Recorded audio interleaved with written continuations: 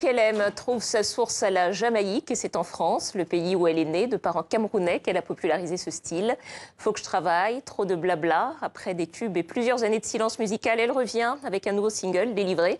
Ce soir, nous accueillons Princesse Erika. Bonsoir. Bonsoir. Merci d'être avec nous. Alors, vous sortez donc un nouveau single délivré dans lequel vous revenez à votre amour de toujours, le reggae. Alors, vous avez enregistré ce single, j'ai vu, avec au clavier un grand nom, Tyrone Downie, membre des Wailers de Bob Marley. J'imagine que quand on fait du reggae, ça doit être très émouvant, non, d'enregistrer comme ça avec une... En fait, déjà, premièrement, je le connaissais. Donc, c'était surtout très sympathique de se retrouver pour ce projet parce que j'avais pris un sample de Bob Marley. Un sample qui s'appelle, d'un morceau qui s'appelle Caution, qui est un morceau qui n'est pas extrêmement connu, mais que j'aime beaucoup. Et en fait... Tyrone, il est venu pour, on va dire, donner encore plus de caution au morceau et mettre ses petits coups de clavier vraiment bien inspirés. Et surtout, moi, ça me donne une force qu'il soit là. Parce que je me dis, je fais du reggae, mon reggae français, j'adapte ce sample. Et lui, il vient et il embellit encore plus, il emmène le morceau encore plus haut que ce que moi j'avais imaginé. Et c'est ça qui est beau. Et on va écouter ça tout de suite. Délivré, nouveau single de Princesse Erika. On regarde le clip. J'abandonne mes coutumes, je les laisse au faussaire. J'avais pris l'habitude de cacher la misère. Je dénonce mes héros, ce que j'aimais tant. Je repars de zéro, rien n'est plus important. Je suis délivrée, laisse-moi te dire mon secret. Je me sauve, et je suis délivrée.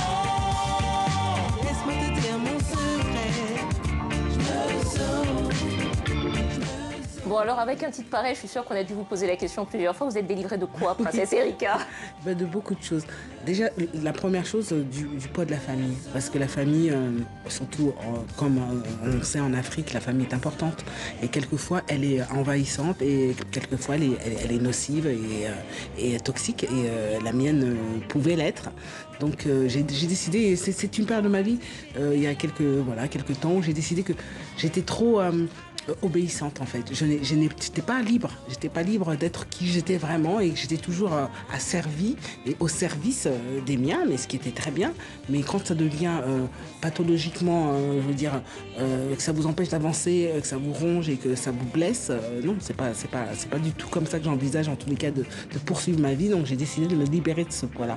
C'était assez dur parce que dans la famille, il peut y avoir des sœurs, des mères, des enfants aussi.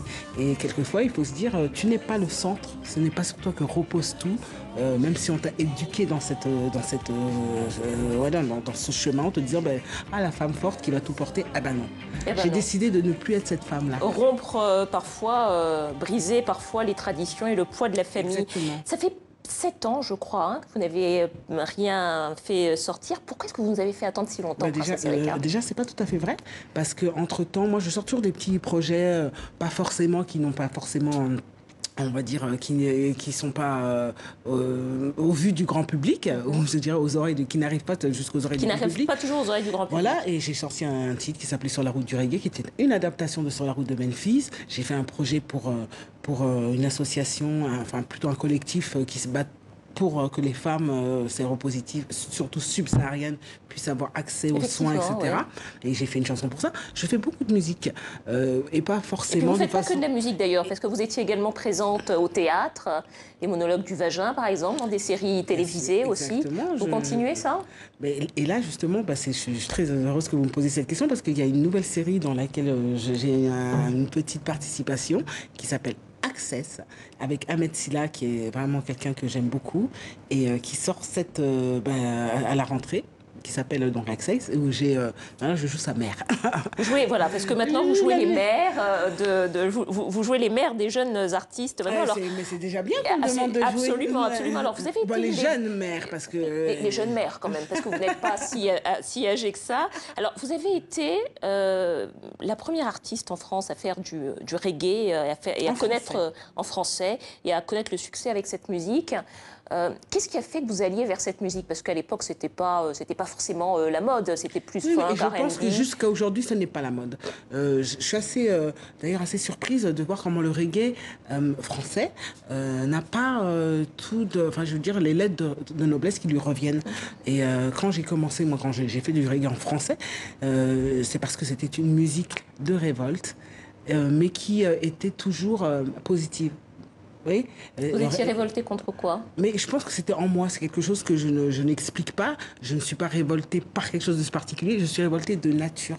Et parce que je pense que vivre dans un monde assez comme ça, cynique et tout, je pense que ça m'atteint profondément, mais que je ne le sais pas et je m'exprime toujours de façon vive et c'est ça, c'est une forme de révolte, à ne pas se laisser scléroser par ces choses qui nous entourent et qui peuvent nous assombrir. Et moi, j'ai décidé, certainement inconsciemment, que je ne voulais pas ça. Donc tout me touche un peu trop. Donc là, j'ai décidé de faire un petit peu, d'être un peu moins touchée pour pouvoir mieux m'exprimer et mieux résister. Mais je suis toujours assez touchée par tout ce qui m'entoure.